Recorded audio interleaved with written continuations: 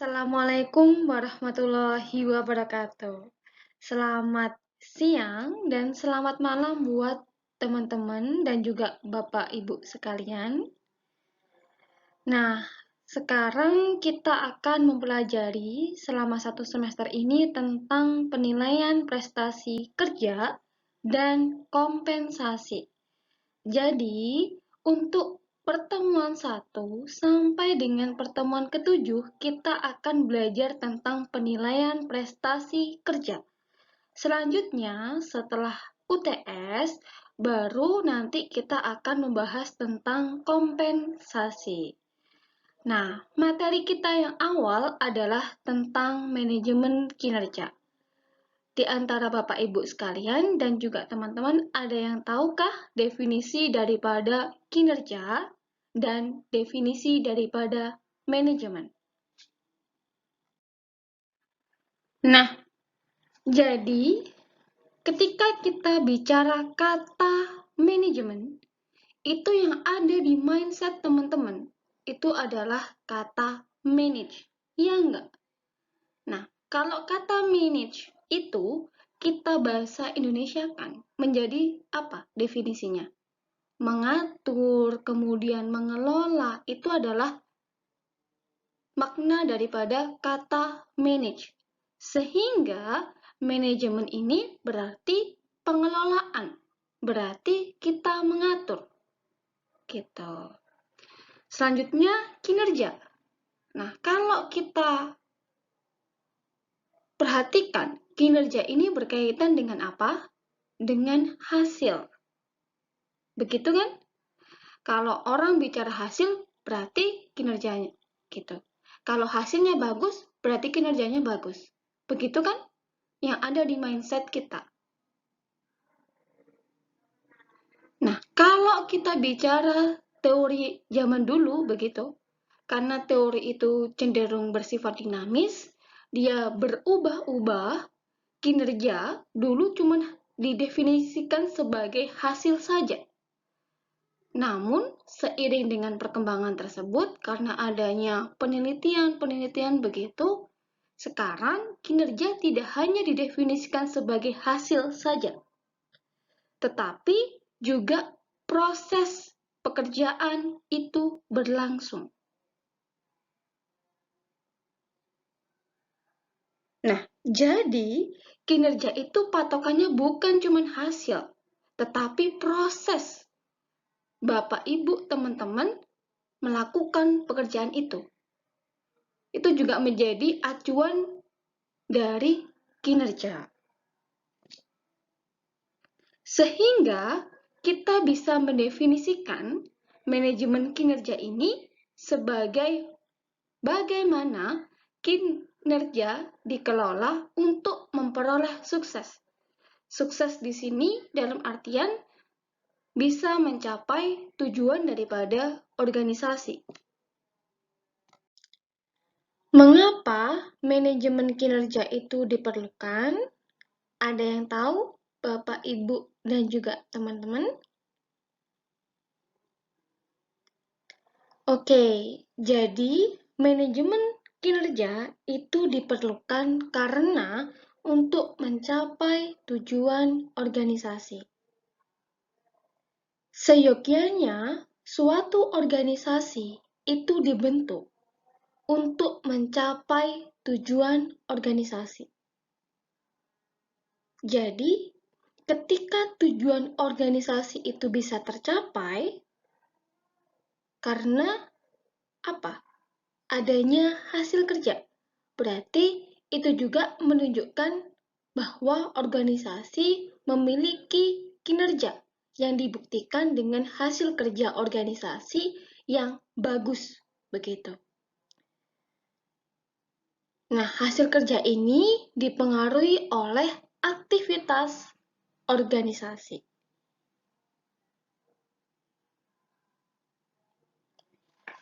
Nah, untuk menjamin aktivitas organisasi tersebut bisa mencapai hasil yang maksimal begitu, maka diperlukan upaya manajemen.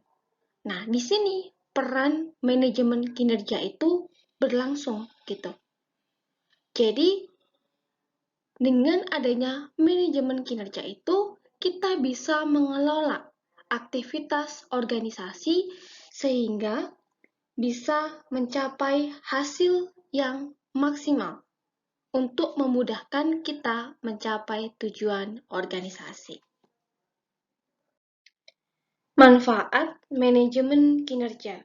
Jadi, manajemen kinerja itu tidak hanya bermanfaat bagi organisasi saja, tetapi bagi manajer dan juga individu itu juga ada kebermanfaatannya. Kalau kita bicara organisasi, manfaat manajemen kinerja seperti untuk menyesuaikan tujuan organisasi dengan tujuan tim dan juga individu. Jadi perlu kita ingat bahwa tujuan daripada organisasi itu harus selaras dengan tujuan tim dan juga tujuan individu. Kemudian meningkatkan komitmen. Karena ketika kita dikelola begitu, jadi muncul rasa puas tersendiri sehingga komitmen, motivasi itu juga akan mengalami peningkatan. Kemudian bisa untuk memperbaiki keterampilan. Nah, itu tadi manfaat dari manajemen kinerja untuk organisasi. Selanjutnya, manfaat manajemen kinerja untuk manajer. Jadi, manajemen kinerja ini bisa kita manfaatkan untuk memperbaiki kinerja tim dan juga individu. Kemudian, bisa untuk mengembangkan individu itu sendiri dan mendukung kepemimpinan. Dan yang ketiga adalah manfaat untuk individu. Bisa memperjelas peran dan juga tujuan, kemudian mendorong serta membantu mengembangkan kemampuan dan kinerja daripada individu. Baik, selanjutnya kita akan belajar tentang prinsip dasar manajemen kinerja. Jadi, di manajemen kinerja itu ada 16 prinsip dasar. Namun di sini yang saya kemukakan adalah prinsip utamanya saja. Ada 5 ini, begitu. Ada strategis, ada perumusan tujuan, perencanaan, umpan balik, dan juga pengukuran. Nah, mari kita bahas satu persatu. Yang pertama adalah strategis. Jadi, manajemen kinerja itu bersifat strategis. Maksudnya adalah membahas masalah kinerja itu secara lebih luas, lebih urgen, dan dengan tujuan jangka panjang. Oleh karena itu, manajemen kinerja ini bersifat holistik, yang mana dia menyeluruh meliputi seluruh kehidupan jalannya aktivitas organisasi.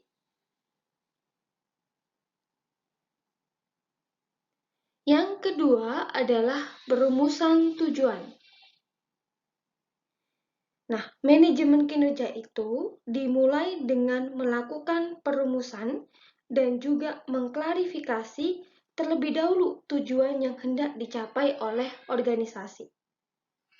Jadi, setelah kita merumuskan dan mengklarifikasi tadi, selanjutnya tujuan tersebut itu kita perinci lebih lanjut menjadi tujuan di tingkatan yang lebih rendah. Dalam arti bisa tingkat divisi, departemen, ataupun tim dan juga individu. Nah, nanti muncul tujuan divisi, tujuan departemen, tujuan individu yang seperti itu. Yang ketiga adalah perencanaan kinerja. Jadi, perencanaan kinerja ini menyangkut pendefinisian tujuan dan sasaran daripada organisasi, serta membangun strategi menyeluruh untuk mencapai tujuan. Nah, perencanaan kinerja ini itu menyangkut kegiatan menginventarisir sumber daya yang diperlukan dan aktivitas apa yang diperlukan untuk mencapai tujuan dan sasaran yang telah ditetapkan oleh organisasi. Yang keempat adalah umpan balik. Pelaksanaan manajemen kinerja itu membutuhkan umpan balik secara terus-menerus. Itu perlu teman-teman ingat ya.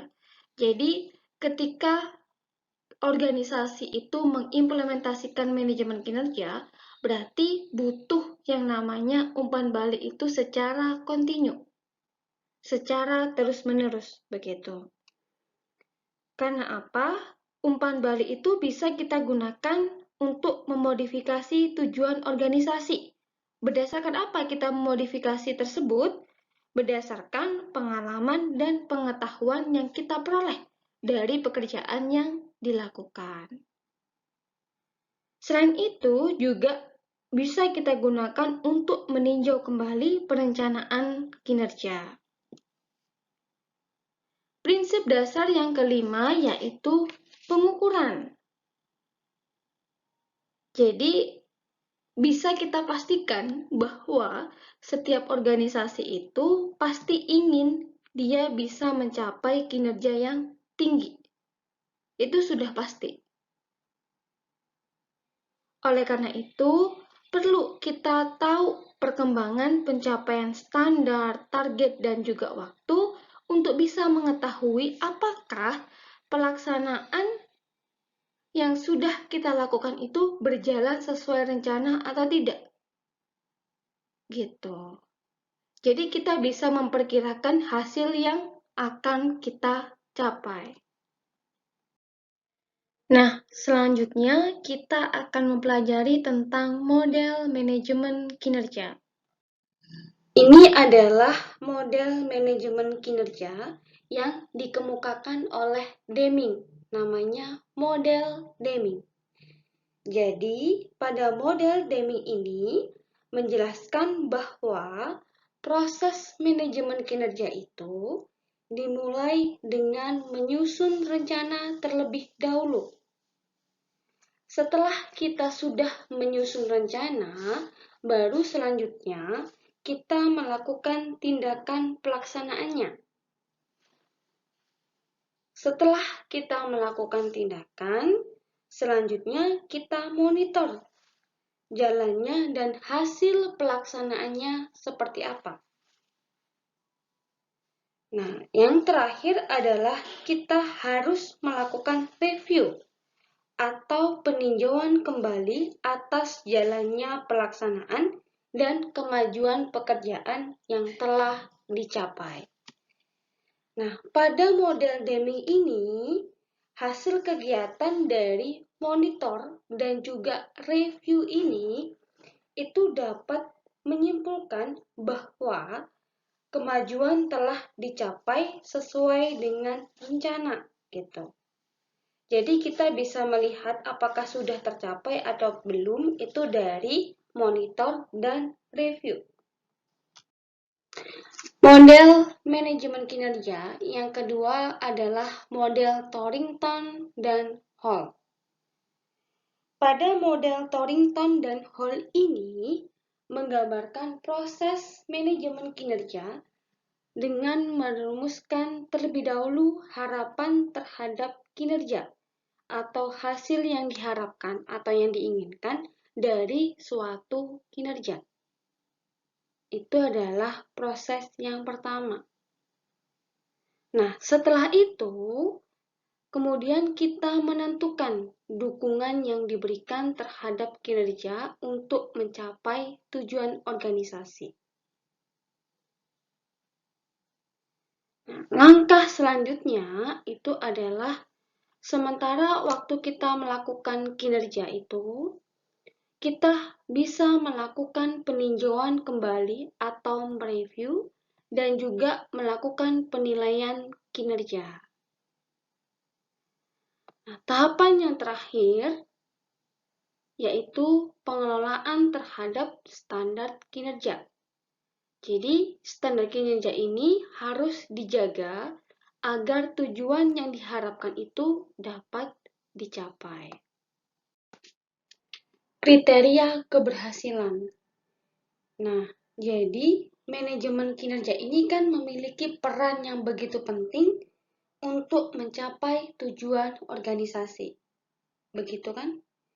Nah, namun ketika kita mengimplementasikan, melaksanakan manajemen kinerja ini, sebagian organisasi itu mengalami kegagalan. Namun tidak banyak dari mereka juga mencapai keberhasilan. Nah, bagaimana cara kita bisa menentukan organisasi ini loh gagal dalam mengimplementasikan manajemen kinerja, sedangkan organisasi ini loh berhasil dalam mengimplementasikan manajemen kinerja. Berarti kita butuh kriteria, kita butuh ukuran agar bisa menyimpulkan kita sudah berhasilkah atau kita ternyata gagal. Kriteria yang pertama adalah digunakan untuk memodifikasi tujuan organisasi. Jadi di sini proses manajemen kinerja memungkinkan pengalaman dan pengetahuan baru yang diperoleh oleh individu dan juga pekerjaan dapat kita gunakan untuk memodifikasi tujuan dari organisasi. Jadi yang kita gunakan untuk memodifikasi itu adalah pengalaman dan juga pengetahuan yang kita peroleh dari pekerjaan yang kita lakukan. Begitu. Kemudian yang kedua adalah terdapat komitmen dan dukungan dari manajemen puncak. Nah, komitmen dan dukungan ini adalah untuk menjalankan manajemen kinerja. Jadi mereka sangat support gitu. Dan juga komit terhadap implementasi manajemen kinerja. Jadi manajemen kinerja ini akan sulit tercapai, terlaksana tanpa adanya dukungan dan juga komitmen dari si manajemen puncak. Begitu. Kemudian yang ketiga, proses penyelenggaraan manajemen kinerja dapat disesuaikan dengan pekerjaan sebenarnya. Jadi, proses penyelenggaraannya itu dapat disesuaikan dengan pekerjaan secara faktual dari organisasi kita, gitu. Dan juga bagaimana kinerja itu pada umumnya dikelola. Kemudian yang keempat, proses manajemen kinerja itu berjalan secara transparan. Selain itu juga adanya sikap jujur serta adil dalam proses implementasinya. Yang kelima, proses manajemen kinerja itu berjalan secara fleksibel. Artinya, kita bisa menyesuaikan sesuai dengan kebutuhan lingkungan, baik lokal ataupun secara khusus di organisasi kita. Yang terakhir yaitu tantangan manajemen kinerja. Jadi, tantangan manajemen kinerja ini dirasakan tidak hanya oleh karyawan saja, tetapi juga manajer. Jadi, dua bagian ini yang mengalami isu terkait manajemen kinerja. Yang pertama adalah karyawan dan selanjutnya manajer. Jadi, karyawan itu memandang bahwa manajemen kinerja sebagai sesuatu yang tidak berguna. Nah, kenapa karyawan itu bisa memandang manajemen kinerja sebagai sesuatu yang tidak berguna? Ada yang tahu? Ada yang bisa menjawab?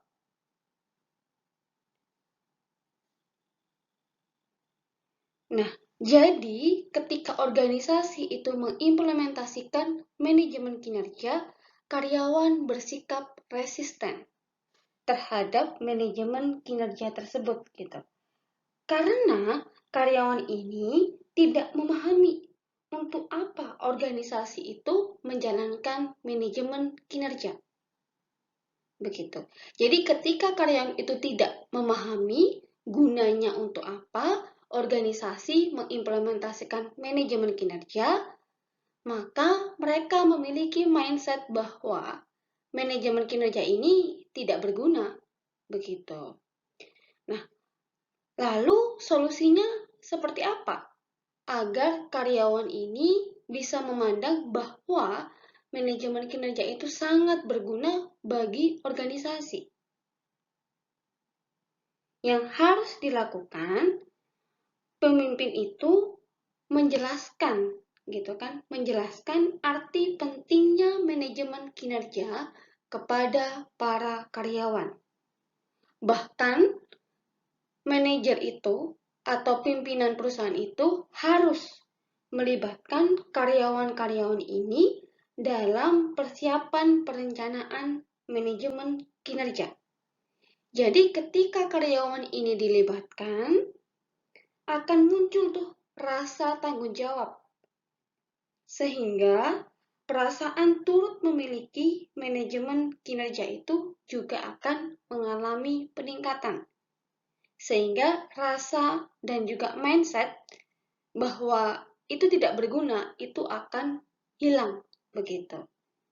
Ketika pemimpin melakukan cara yang itu tadi. Yang pertama, menjelaskan, dan yang kedua, melibatkan mereka dalam persiapan perencanaan manajemen kinerja. Nah, selanjutnya kita lihat nih dari sisi manajer.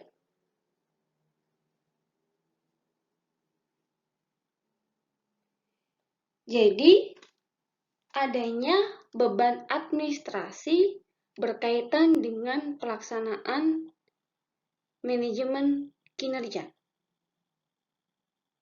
Jadi karena manajemen kinerja ini menjadi suatu sistem gitu kan, sehingga terdapat banyak jaringan komunikasi informasi yang sangat padat gitu. Nah, jaringan komunikasi ini terjadi di antara unit-unit kerja yang ada dalam organisasi. Oleh karena itu, bisa menjadi beban tambahan. Padahal kalau kita lihat bahwa komunikasi informasi itu bisa sebagai alat pengendalian pekerjaan dalam rangka kita mencapai tujuan. Gitu. Nah, oleh karena itu, demi keberhasilan daripada implementasi manajemen kinerja ini, perlu adanya persiapan sosialisasi dan juga komunikasi yang dilakukan secara intensif antara manajer dan juga karyawan. Jadi biar mereka tidak berpikir adanya beban administrasi yang berkaitan dengan pelaksanaan manajemen kinerja. Sekian materi kita tentang manajemen kinerja. Semoga bermanfaat untuk Bapak, Ibu, dan juga teman-teman sekalian. Semoga teman-teman sehat selalu. Wassalamualaikum warahmatullahi wabarakatuh. See you.